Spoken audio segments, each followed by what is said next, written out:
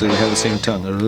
Hey, what's up, you guys? Short Prime here doing another TMNT Nicktoons figure review of the basic figures of BeBop and Rocksteady. Gotta give a big thanks to Playmates Toys for making this review possible. Please check out their Facebook for the latest coming from Playmates. And if you're trying to get your TMNT figures, you can give it big. Get your big badass toys at BigBadToyStore.com.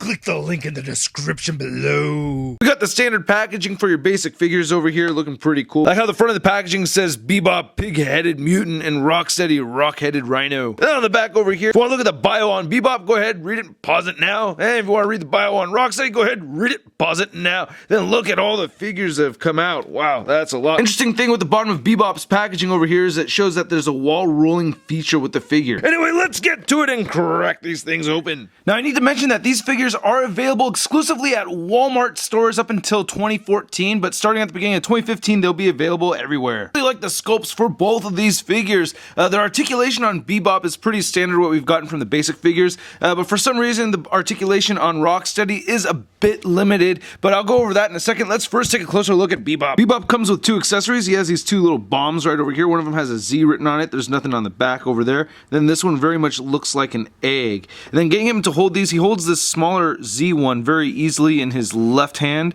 So you can get that going on right there. That works pretty well. This looks like it's definitely more for the egg-shaped bomb. So you can have him hold that like that. I really like the head sculpt for this figure. I think all the little details in this look very cool. Paint apps are pretty clean too. You can see that visor right there is very, very clean. Then he has his mohawk over here. No ponytail, but at least he has the mohawk. And I like all these little bumps and warts and all that stuff, making him look all gross and everything. That under chin section, whee, that's nasty. The teeth are sculpted very nice in here and everything. Same thing with these tusks right there. And looking at the rest of the body mold of this figure, it very much reminds me of something out of a Frank Miller comic book, which is kind of a trip because that's what the Turtles were inspired by.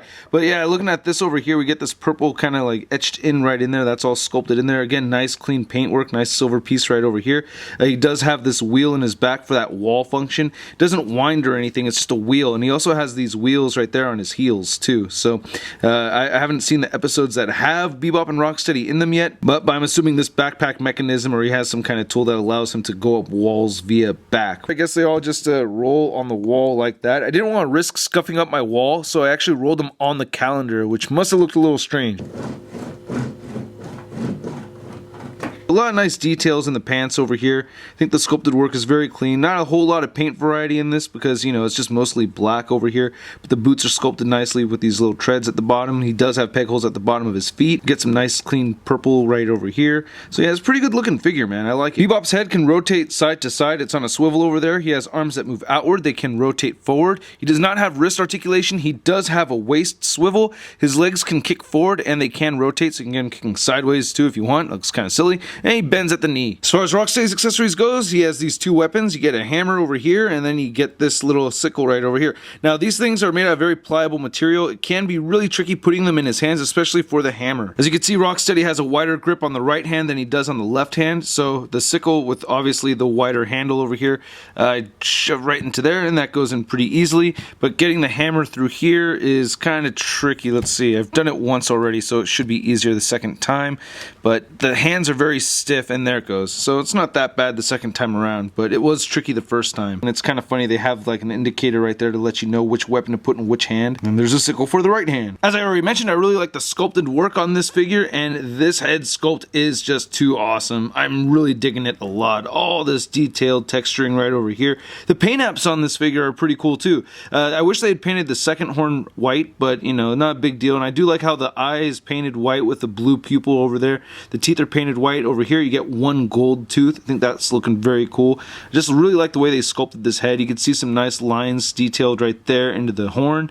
This is looking pretty cool right here. I really dig these gold shoulder pads that he has over here. I think that's really neat. And then he has these two straps going across, you know, and then it's like connected at the star right here. This belt is a separate piece. It's all loose and everything. You can see how it comes together right here in the back. I'm sure you could remove that if you really want to. Again, looking at the skin over here, the detail on the elbow and everything. Then we have his signature camo pants over here, made with this really lime green color, the same color they used for the weapons over here.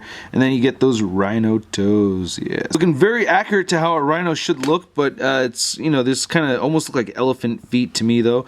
And then right here you get to see at the bottom of his hooves, you get some peg holes right there. Now I do find the articulation on this figure to be a bit disappointing. His head does rotate side to side, which is fine. That's cool. But his arms don't swing outward at all. They just rotate up. And because they run into his hips over here, it gets a little tricky moving him backwards, but I guess you could do it. This one, it's a little bit more tricky. Yeah, you can see, you know, the arm is splitting away from the torso over there. So getting that to move. So you can't even really do a full 360 with this right arm over here. He does have a waist swivel, so we have that. That's cool. Then the leg articulation is especially weak, man. You can't move it in or out. It just swivels over here, which is actually quite pointless because there's no knee bending or ankle articulation or anything like that. So really you could only get his legs, you know, you can get him standing like that. As far as the legs go, you can't really get him into any other position. So now we have him on the Rocksteady Classic Collection stand, and he pegs in nicely, and then that looks actually really cool. As you can see, standing side by side like this, BeBop does stand a little taller than Rocksteady. I'd prefer it be the other way around, but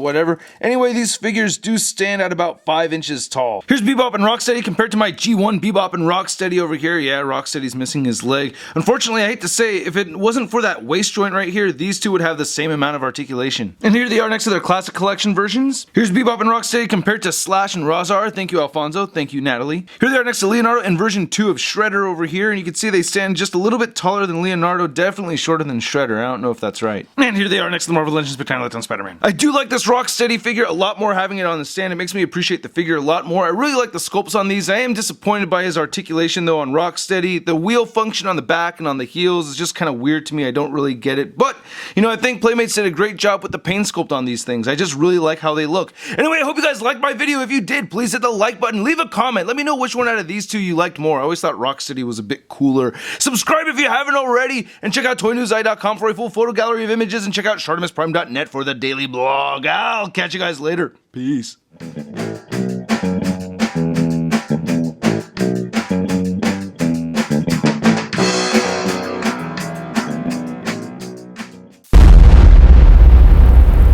Crispy. And don't forget to, yeah, go ahead and hit that subscribe button. Yep, go ahead and click that damn thing if you haven't already. Or if you already did, check out one of the videos below. I'm sure you haven't seen both of them, huh?